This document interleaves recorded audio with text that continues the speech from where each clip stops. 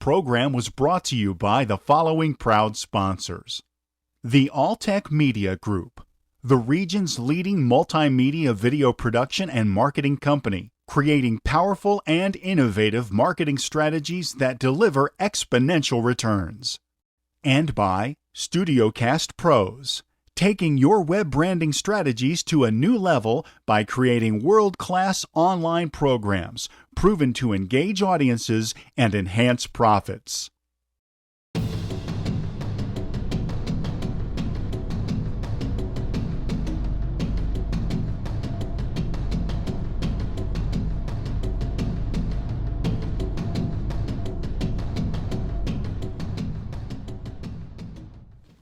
Hello and welcome to another Business Insights Executive Profile. I'm your host, Dwight Cromie. Today I'm talking with Mr. Roy Paulson, the President and CEO of Paulson Manufacturing, located in Temecula, California. Paulson manufactures and distributes high-quality industrial, fire, and tactical personal protection equipment. His products are sold worldwide in 70 countries through a global network of over 150 authorized distributors.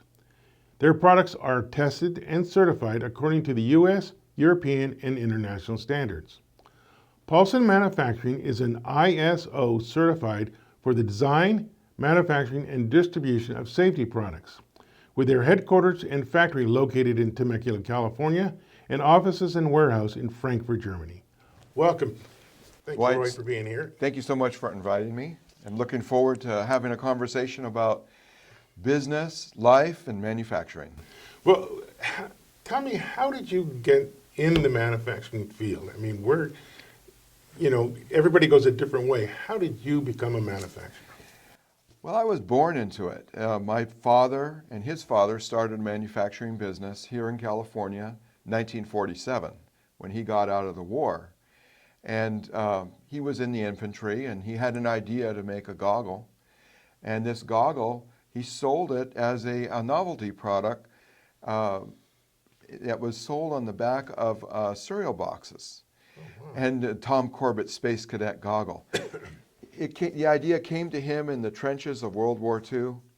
He moved to California and he had that idea and he took that to Kellogg's and he sold it. And so it started the business long before I was born. And interestingly, that was not a success.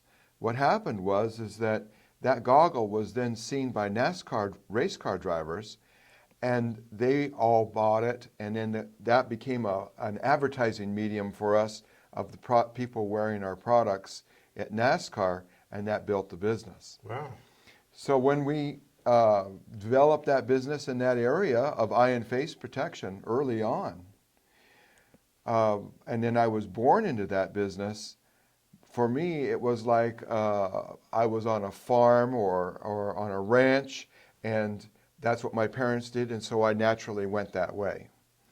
Now, I will say I had a desire to go into the medical field myself, and my mother was a registered nurse, so there was an influence of the medical field, and that I took to my advantage, and I moved somewhat in that direction, and then I veered back when I got married and stuck real tight with manufacturing.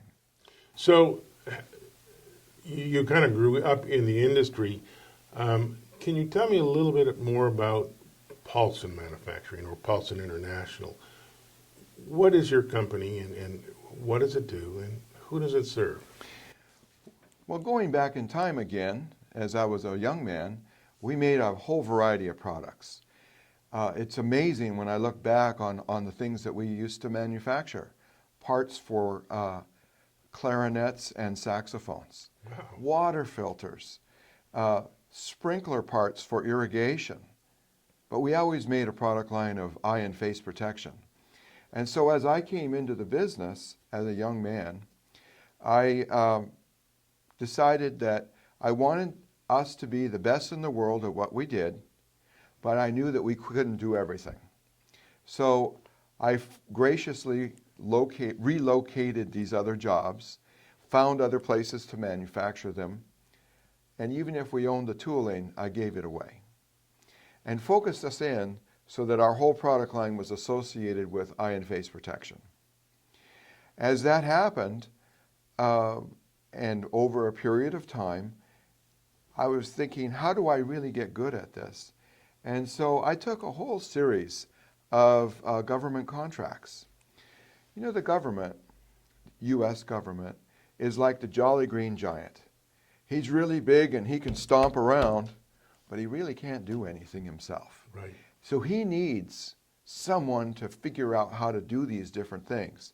So I took developmental contracts and developed our capacity and abilities, developed our laboratory, our technicians that work in the lab, all the different types of equipment, and worked my way through these different contracts.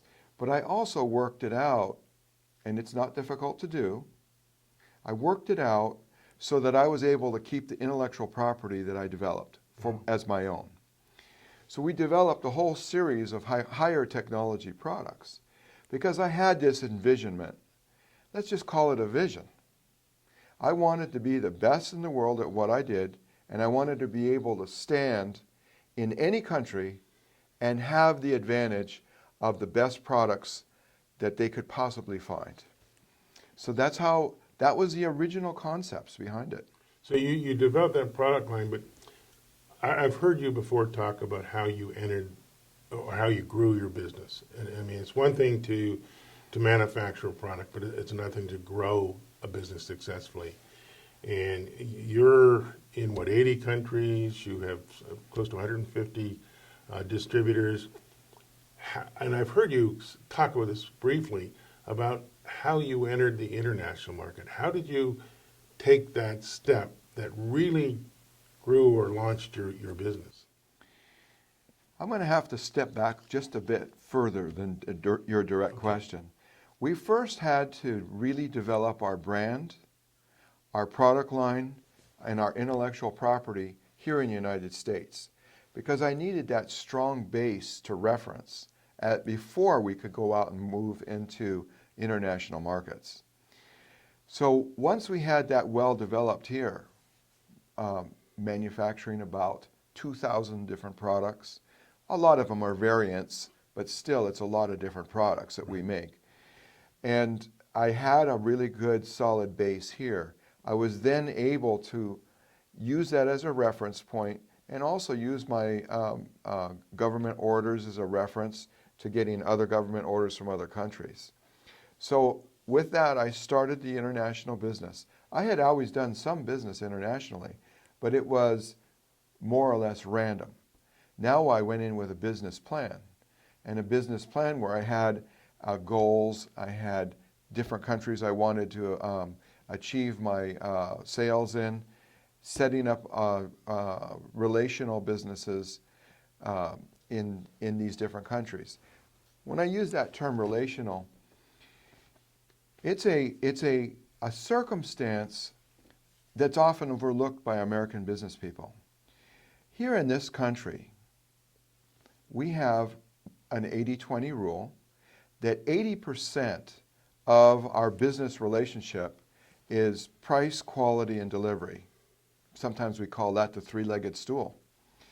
But in international business, we have to add relationships. And relationships is actually first. And if you don't have that figured out, you generally won't be successful in international business. So we had to go in, learn how to develop our relationships first, then start working on asking them what it is that they need. Because they don't want you to push your stuff onto them. What they want you to do is develop your relationship and then talk to them about what they need in that country. So after a few mistakes, and starting to figure this out, working on what product lines I would sell, I had tried, I was quite successful at selling police and military equipment internationally, but then I moved into industrial safety and electrician safety, and that's where our greatest successes have now been. And we say, you had mentioned 80, I say 70 countries. It's in that range. Right. But it is a circumstance of that we now can really say that we're selling all throughout the world. And I'm shipping container loads of product from here in California to China, to Malaysia, to Indonesia, Australia. We're shipping all over the world. And people say it's impossible to sell coals to Newcastle. Right. It's impossible to manufacture products and sell them in China. It's not the case. They're happy to buy our products. They love Americans, and they love our quality of product because there's so much more behind our products. In the case of our company, we have a 100% guarantee. What does that mean? That means if you buy it and you can't sell it, I'm going to buy it back. Wow. That means that if you have any problems in the field with any of our products, I'll take care of it 100%. So they feel comfortable doing business with us because they know that we've got their back. They feel comfortable with us because I'm going to extend them credit. And people, I talk to them all the time, they say, why would you ever extend credit to a foreign company because you'll never get your money back if they decide not to pay? Well, if I'm going to trust them with my products, I'm going to trust them with my money too.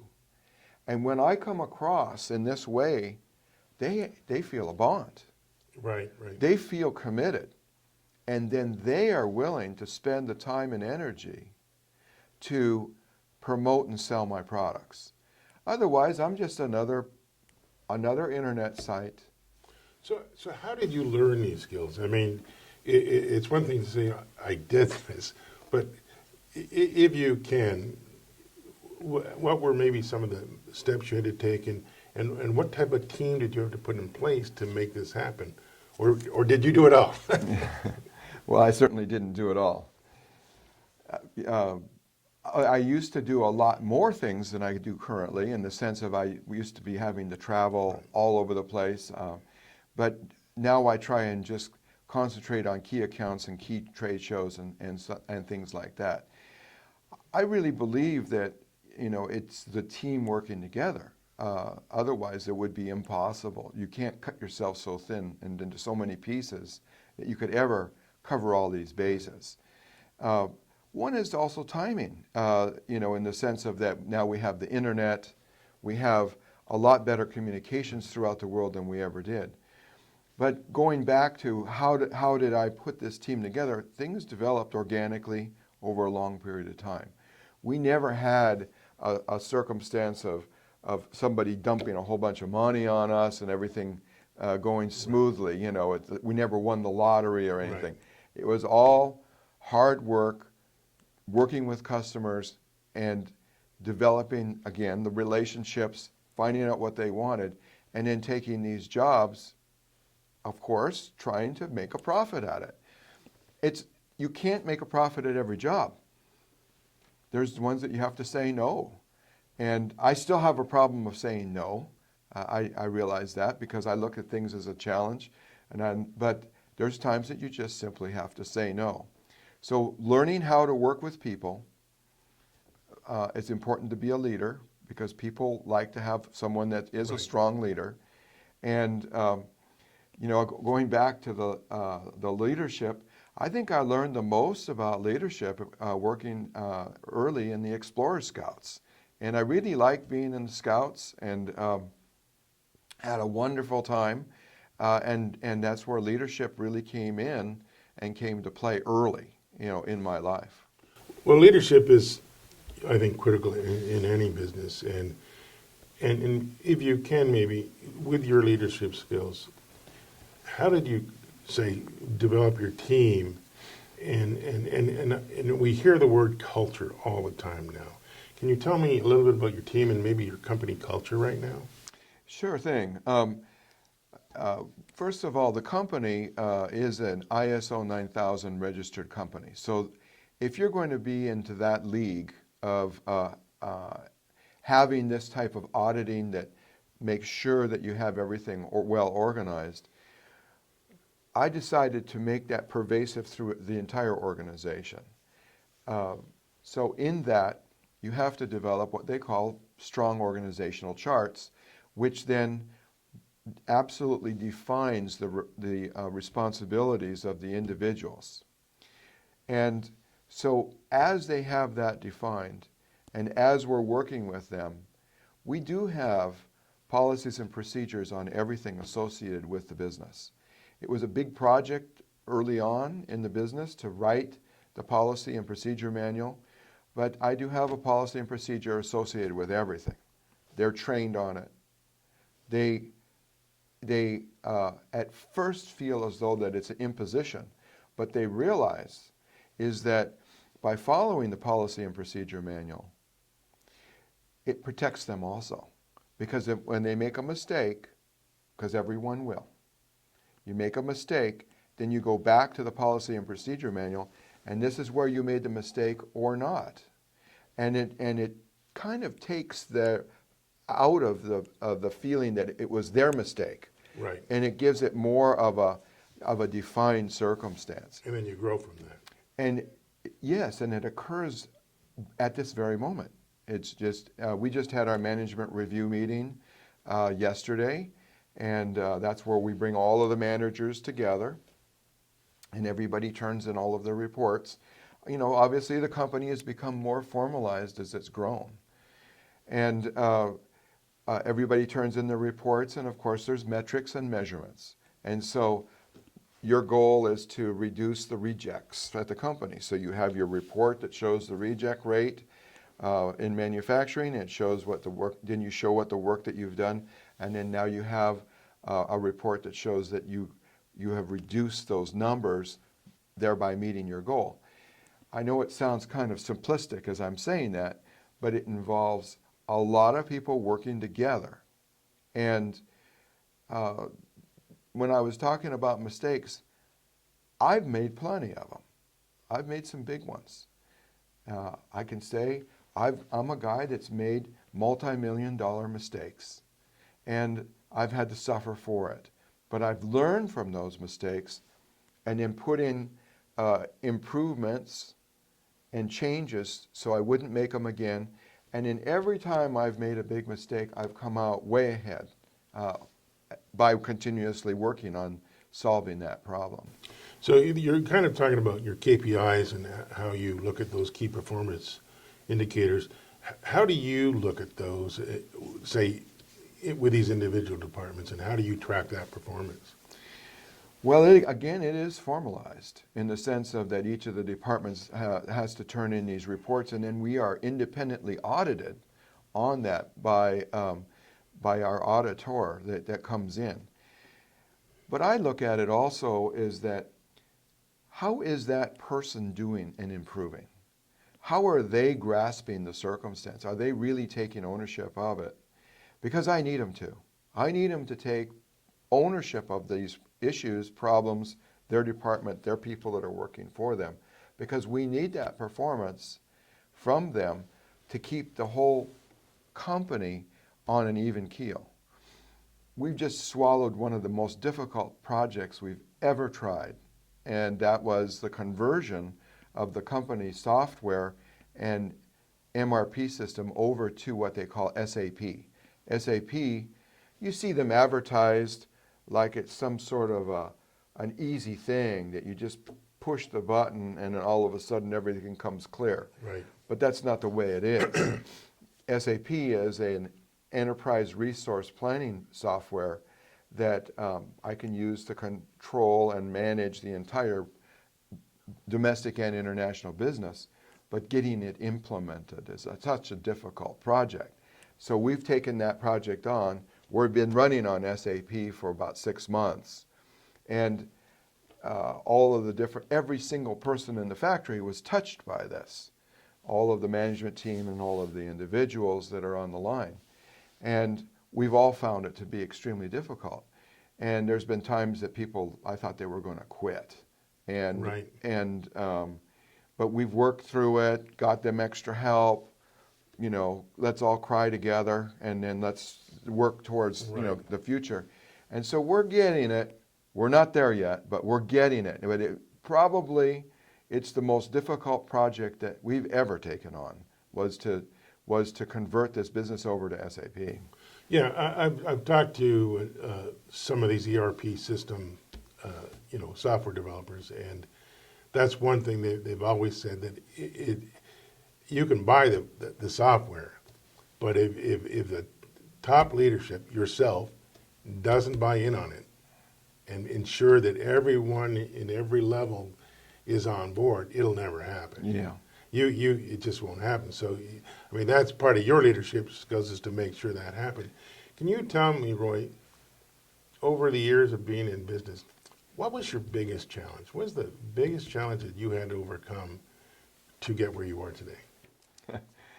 Well, it's a constantly probably a lot of them, but there's been plenty.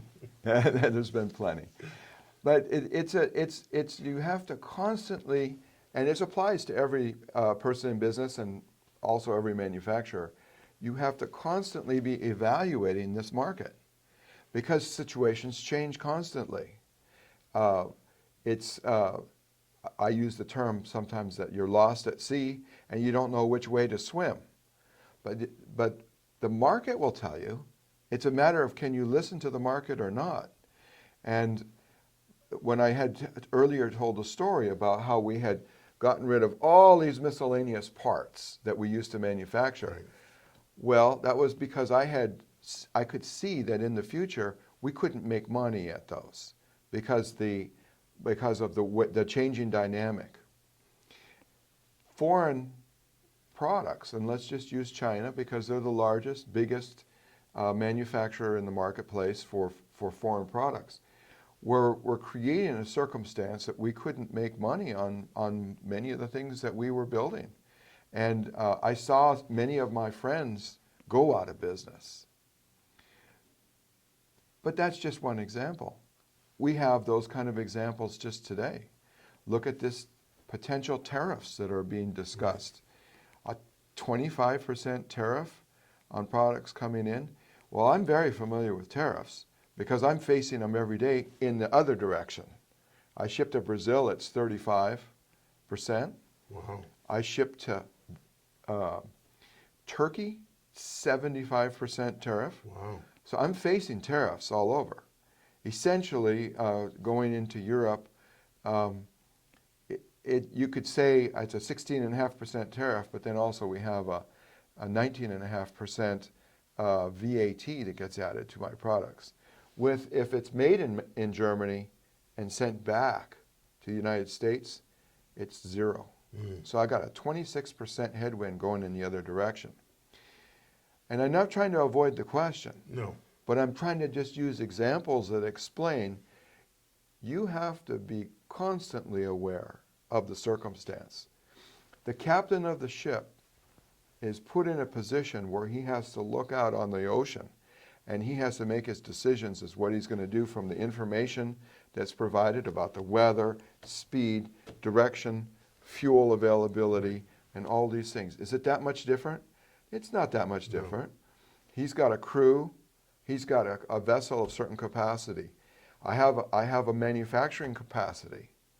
I have a crew. I have people. Weather isn't such a big deal to me, but you could describe the weather as the economic conditions and so forth. So I have to be vigilant. My day starts early.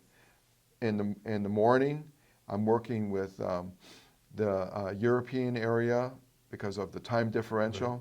In the evening, I'm working off into the Asian areas because of, again, the time differential. And I know what time they come to work. I know when these guys end, and I can work with the different areas appropriately. But I'm also constantly following the news, economic news. I get a whole lot of different reports that come in, trade journals, communicating with our customers how things are going. Are things slowing? Are they speeding? Are they staying level? All this has to be constantly evaluated. And then there are costs of inputs because I don't make my own raw material. Right. I really only buy raw materials. I really don't buy any semi-finished Right. goods. But I buy all these raw materials that come in. We have to keep on top of that because we have to keep our prices appropriate. Otherwise, I could lose a lot of money really fast. So, Roy, in the past, I've heard you talk about disruptive technology. Is this kind of what you're talking about, trying to see what's changed, or is that different? Well, it fits into it. Disruptive technology is where you bring in something new that changes the whole market. And we do that, we aim for that. But you have to know the market before you can work to change it. And so when you know the market and you're very familiar with the market, and then you come up with this idea, which is called disruptive technology, something that is a game changer. It's another way that people describe it. And so there is your opportunity to make money. Because if you come in with the right item at the right time, something that no one else has, something that no one ever thought of, but it works better, while it might be a little hard to sell in the beginning, you can essentially turn the market upside down. And all of a sudden, you have an opportunity to make money. It won't last, because once you've come out with that, somebody's going to start to copy it somewhere, somehow. You certainly would like to have intellectual property to protect yourself as well as you can. And, but we've been very successful at that.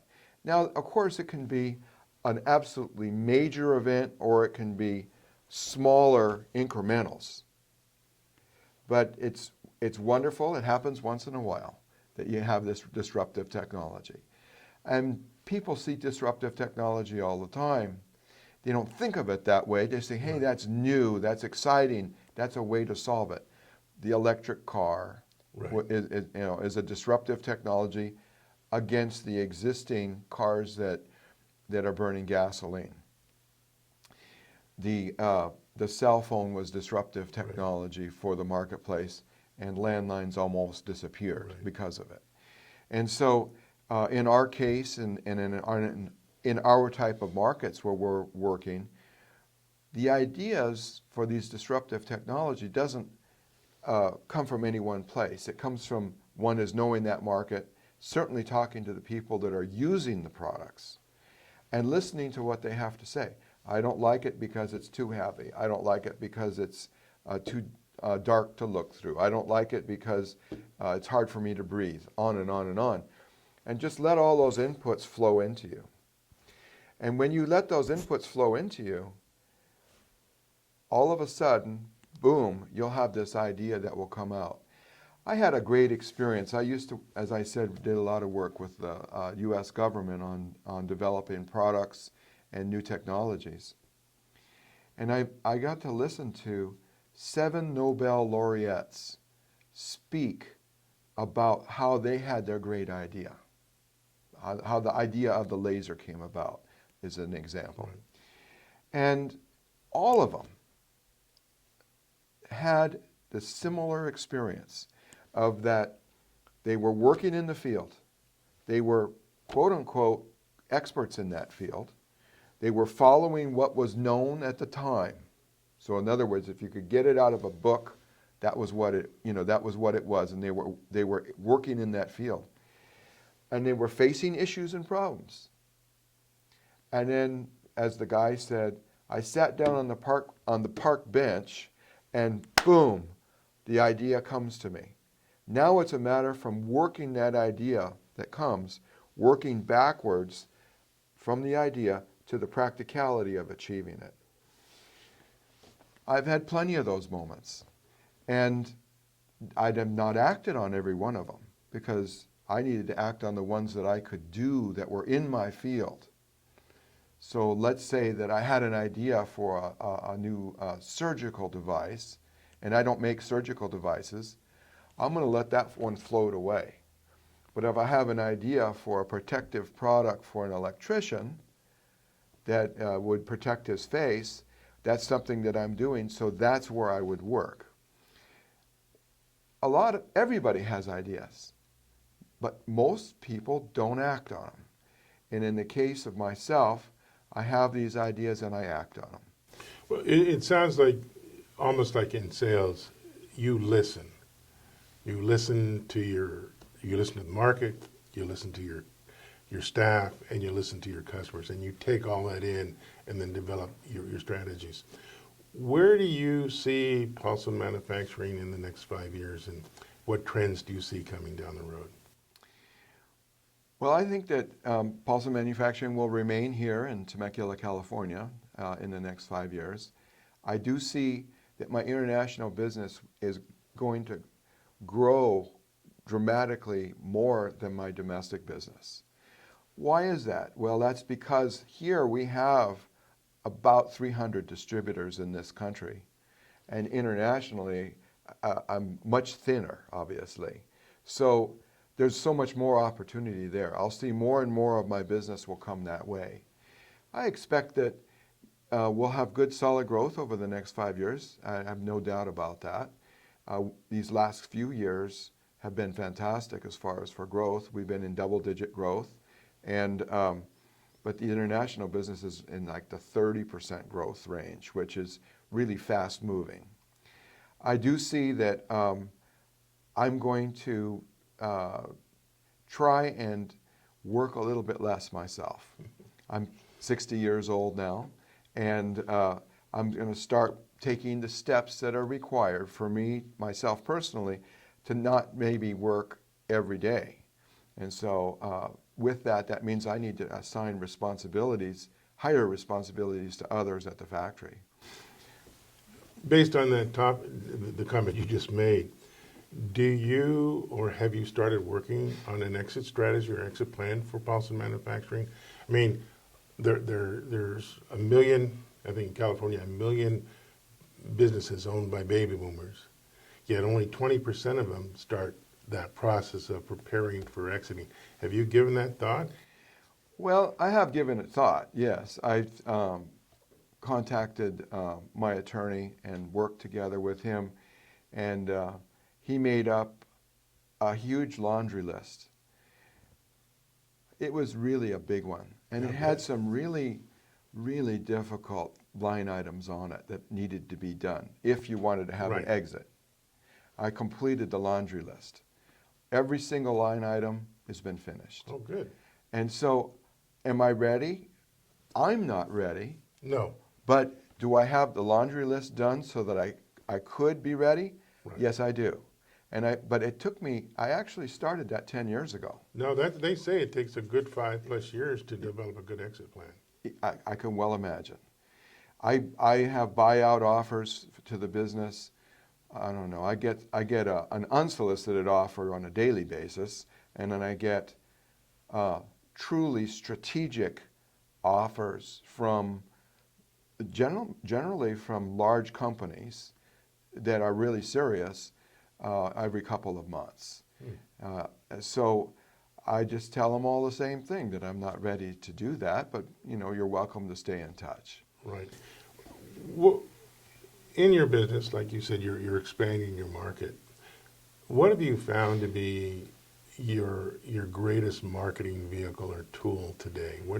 What is helping you promote or market Paulson Manufacturing? Well, again, I go back to that relationship selling or relational selling, and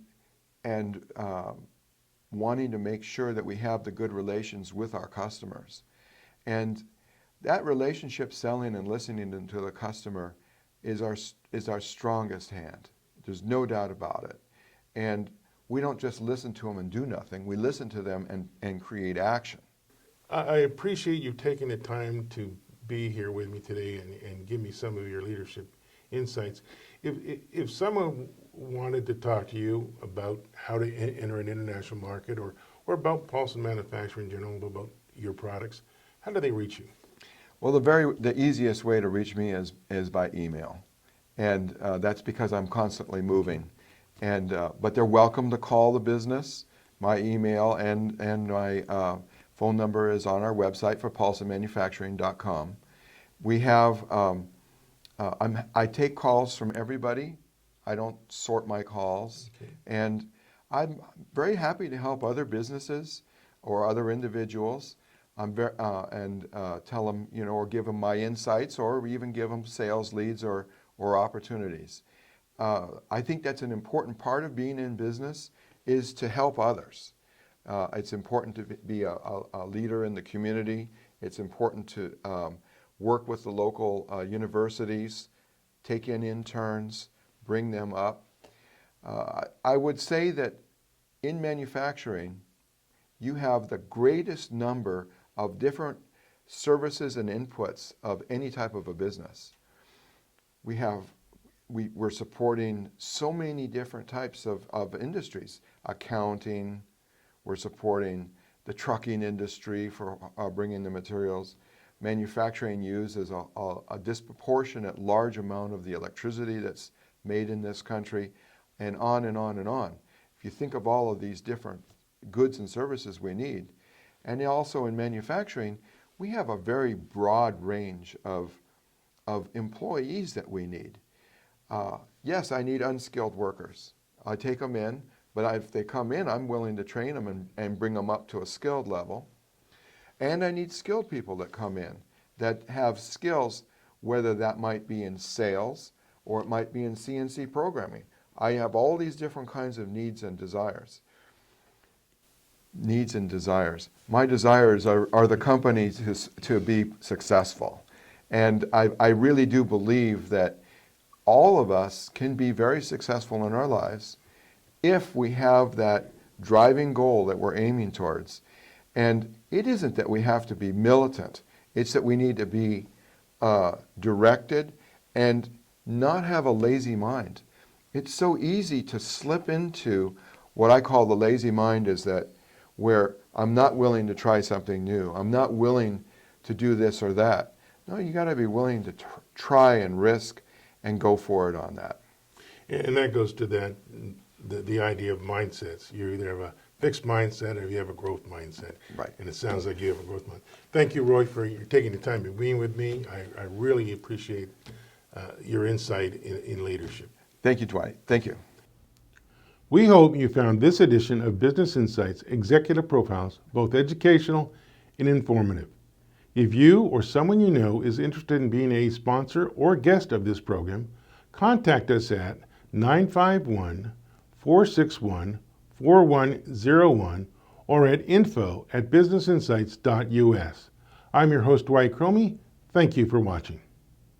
This program was brought to you by the following proud sponsors: the Alltech Media Group, the region's leading multimedia video production and marketing company, creating powerful and innovative marketing strategies that deliver exponential returns. And by StudioCast Pros, taking your web branding strategies to a new level by creating world-class online programs proven to engage audiences and enhance profits.